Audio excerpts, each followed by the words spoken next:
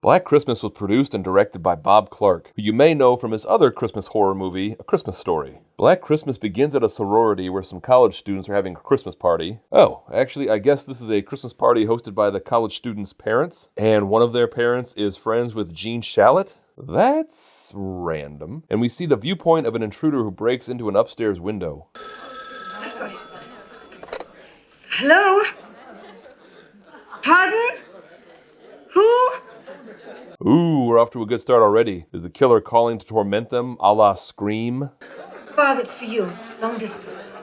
Oh, that was the most frantic answering of a phone call I think I've ever seen. All the men take off because their doctors said they shouldn't be driving at night, and Barb's parents have uninvited her from the Christmas celebration the next day, and she's dejected because no one wants to go skiing with her instead. About you, Claire? No thanks, Barb. I've made some other plans. Good God, Barb. Other people have families that actually love them. Don't take it out on Claire, especially because she's the only one that could possibly pass for an actual college student. I'll get it. Oh no. Why don't you let one of the other girls take that call, Jess? You're probably still shaken up from that long-distance phone call. Okay, she's gonna be brave. Let's see what happens. Now, Jess, just relax and listen carefully to what they say. Hello? A bit much. Let's tone it down. Hello? Oh my God. Can someone come please help her? So the house has been getting obscene phone calls quite frequently.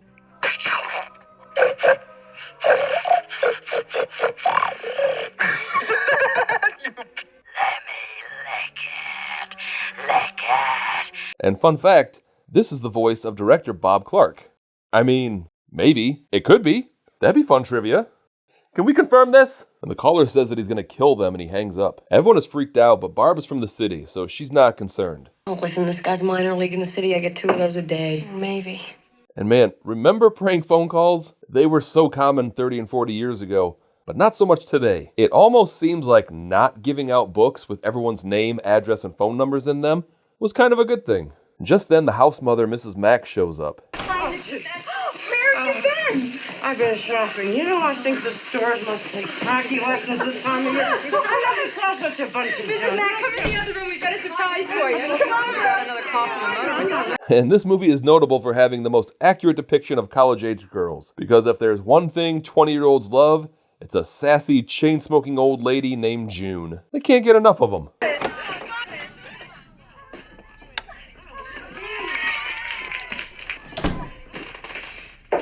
Where have you been? Mrs. Mack's been looking all over for you. Where else would I be? The door was shut and I don't have disposable thumbs. No, don't drop me. Whoa!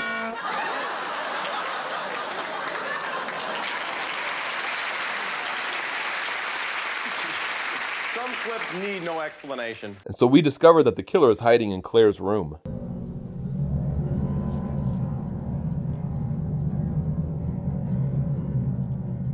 Claude? You know what?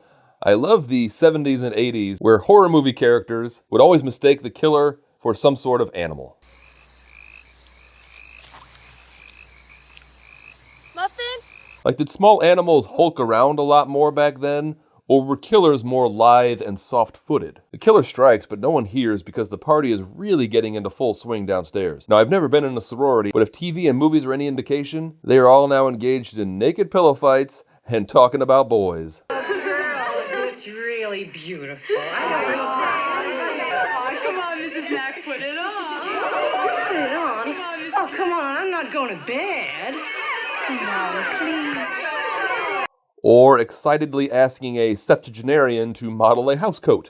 You know what? I'm just going to come right out and say it. I don't think I understand women at all. The party breaks up at around 7:30 and everyone heads off to bed. I mean, it is college. And Mrs. Mack goes to find her secret stash of booze. Now, I've never cut a booze hole into a book, but it doesn't seem that easy. Like, this takes some dedication. And before she can down the whole thing, she gets interrupted by Jess. Oh, no. Okay, Jess has proven that she can't handle that responsibility, and Mrs. Mack is way too drunk to talk on the phone. Oh, thank God. Okay, Phil will answer it. Hello? Hello, is Jess there, please? Yeah, wait a second, Peter. Jess, it's for you. It's him. Oh, and it was for Jess. She might have been able to handle that call, and it would have been good practice for future phone calls. Shoot.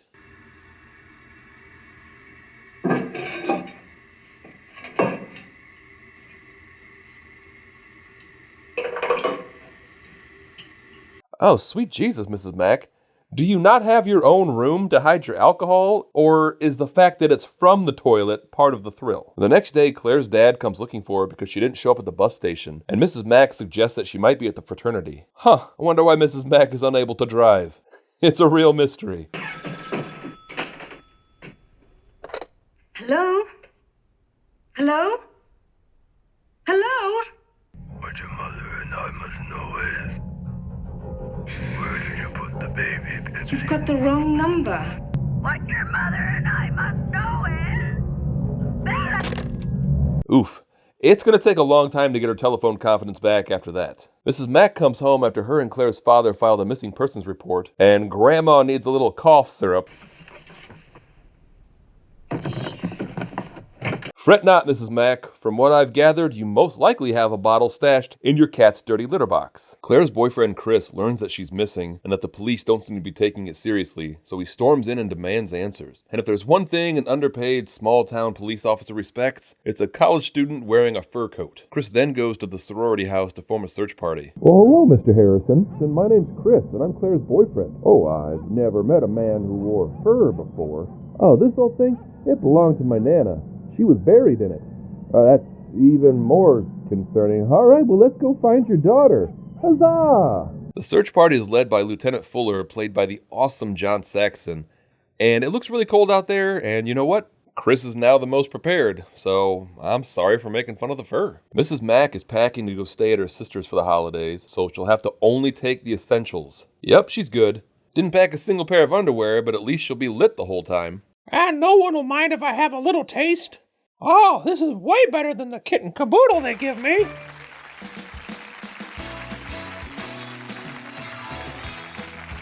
And she hears her cat scratching around in the attic and goes to investigate and gets killed by the killer. I'm gonna have to split. Peter's coming around and I'm late already. It's cold. Yeah, I'll be coming home soon, too. I'm freezing. See? The sad thing is that it's only been about 5 minutes. And one of the volunteers finds something and sounds the alarm.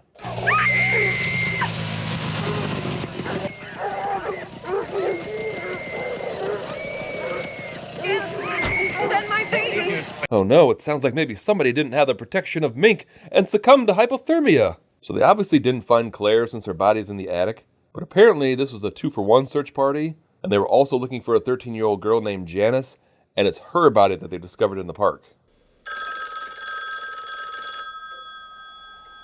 Jess? Jess? Jess? It's about damn time. The phone's not going to answer itself. Hello? Hello? Oh, Jesus Christ. And oh, hold on. Jess is now dialing out. This has never happened before. She usually only handles incoming calls. Yes, hello? Oh my God, Jess, you don't have to ask hello. You made the call. They say hello, and then you respond. Jess reports the prank phone call to the police, and they start to think that it's connected to the disappearance. Jess's boyfriend Peter shows up at the house, and she tells Peter that she's pregnant, and he gets angry when she tells him that she wants an abortion, and he storms out just as Fuller shows up to investigate the disappearance and to place a tap on the phone. And after they leave, the killer murders Barb while Jess is listening to carolers. Your phone's ringing. Oh my God, damn it, Jess. I'm sorry, ma'am. I'll talk to her about this. You have one job in this house. Do not embarrass me. Hello? She answers the phone and the killer goes into his weird rant again.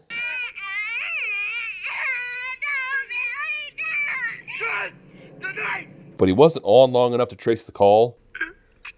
Jess, we can't kill the baby. Please, Jess, we can't kill the baby. And the phone rings again, and it's Peter, and he's crying, and he sounds an awful lot like the obscene caller. And so Fuller 100% believes that the killer is Peter.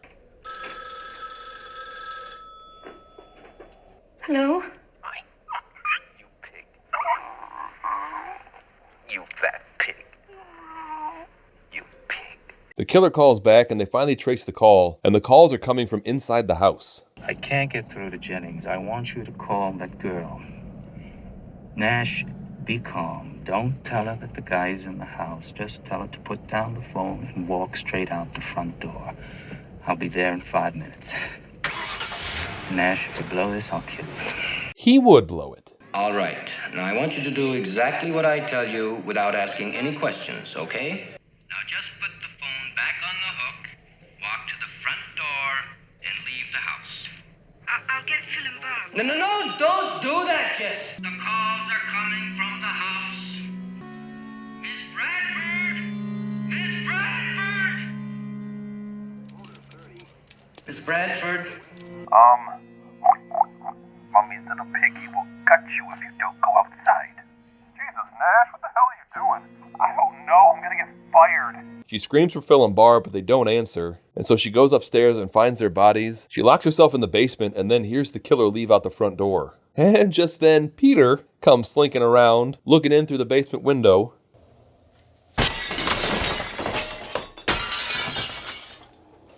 And he broke in, looking pretty suspicious, bud. So now, in our modern movie viewing minds, we know that Peter's not the killer. We just know that he's not. And so she kills Peter, and the police show up and place her under sedation. Lieutenant, I think we're going to have to take these bodies to the morgue in Lincolnville. The hospital doesn't have facilities to handle this many at one time. All right, tell the coroner they have to get started on the autopsies right away. Will do. Yeah, the one upstairs has been here for a couple of days, and she's really starting to stink. Like P.U., am I right? And notify the parents for identification. Okie dokie. Mr. Hanson, so sorry for your loss, but we can probably save time if you just identify your daughter here. Again, gotta warn ya, she's a little ripe. Me no likey the stinky. Seriously, so sorry for your loss. And everyone leaves, and we find the killer still muttering to himself in the attic.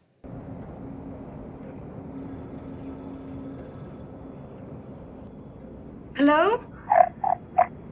This is the killer. What did you do with the baby? Oh my God, Nash,